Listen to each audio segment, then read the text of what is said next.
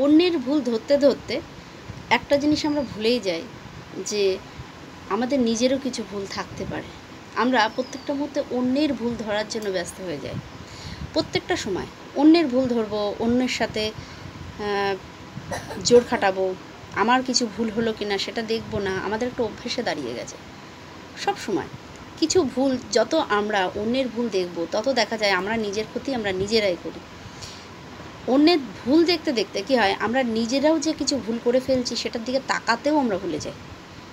এতটাই অন্যের ভুল ধরতে আমরা ব্যস্ত হয়ে যাই। কিন্তু একটা বার ভেবে দেখা উচিত যে আমরা যেন অন্যের ভুল না ধরে সর্বক্ষণ নিজের ভুলটাই ধরি।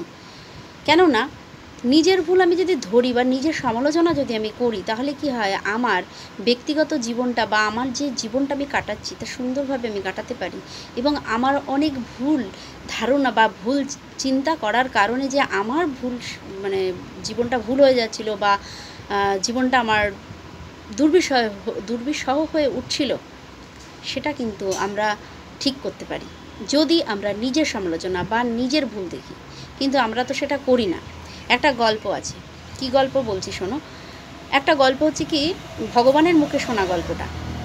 একটা সাধু আর একটা বেশ্যা, যারা এক সাধু কি করে, প্রত্যেক দিন দেখে যে ওর ওখানে কত লোক আসছে না আসছে, কিন্তু তিনি কি করতেন, সে যার ঘরে লোক আসতেন তিনি কি করতেন, নারায়ণের কাছে হাত জোড়ো করে কান্না করতেন যে আজকে আমি পরিস্থিতির কারণে এটা, হে নারায়ণ, আমি তো ঈশ্বরকে ডাকছি না, আমি তো ভালো কাজ করছি না, আমার কি হবে।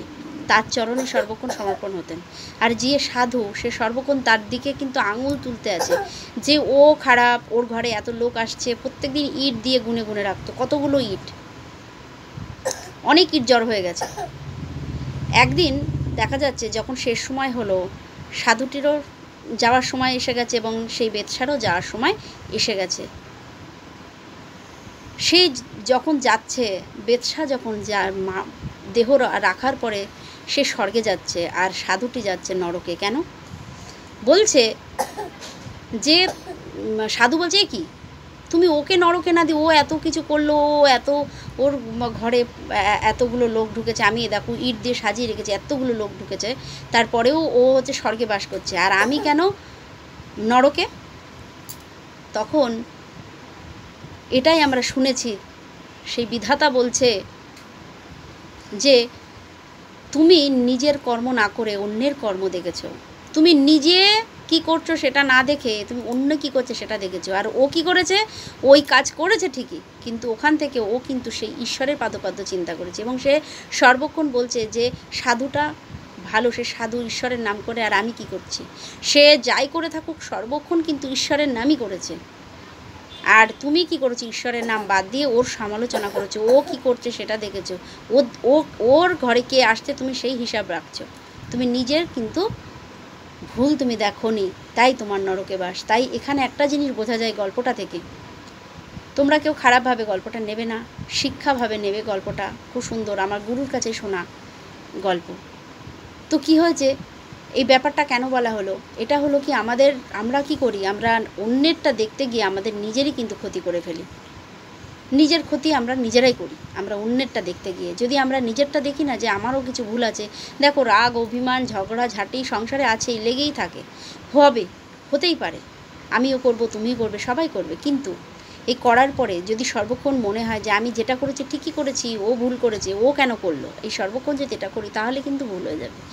ঝগড়া করার পর বা অশান্তি হওয়ার পর বা রাগ করার পরে কিন্তু নিজেকে যদি আমি একবার দেখি যে আমার এটা উচিত হয়নি, ওকে বলা এটা ঠিক হয়নি, নিজের বিবেককে যদি আমি সর্বক্ষণ প্রশ্ন করতে থাকি বা নিজেকে যদি আমি সর্বক্ষণ বলি যে না এটা ঠিক না, আস্তে আস্তে দেখা যাবে আমার ভেতরটা পাল্টাতে শুরু করবে এবং আমার উপকার হবে।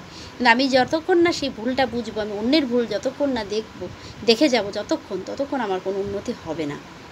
তো আমরা আজকে গল্পটা থেকে কিন্তু একটা জিনিস বুঝলাম কি, যে না, কারোর ভুল ধরা উচিত নয়। যে যেরকম, দেখো আমি যেখানেই থাকি না কেন, আমি কীর্তন বাড়ি থেকে যদি বিয়ে বাড়ির চিন্তা করি তাহলে কী হবে, আমার বিয়েবাড়ির যে রিয়াকশান সেটা আমার ভেতরে আসবে। আর বিয়ে বাড়ি থেকেও যদি আমি সেই কৃষ্ণ নামে চিন্তা করি, তো আমি সেই কৃষ্ণের রিয়াকশানটাই কিন্তু হবে। তাই ভাবটাই হলো আসল। যে যেখানেই থাকুক না কেন, যে যেভাবেই থাকুক না কেন, ভেতরের ভাবটা হলো ভগবান দেখেন, অন্য কিছু দেখেন না। তাই ভেতরের ভাবটা কিন্তু সবথেকে বড় কথা। তাই কারোর বিচার না করে আমরা নিজের বিচারই যেন করি, নিজের ভুলটা যেন আমরা ধরি, আমরা যেন অন্যের ভুল না ধরি। যাই হোক, আজকে খুব সুন্দর গল্প বলা হলো। তোমরা এটা কেউ খারাপভাবে নেবে না, সুন্দরভাবে এটা একটা শিক্ষামূলক কথা বলা হলো। তোমরা কিন্তু এটা এর থেকে কিছু শেখার চেষ্টা করো, অন্যভাবে নেবে না।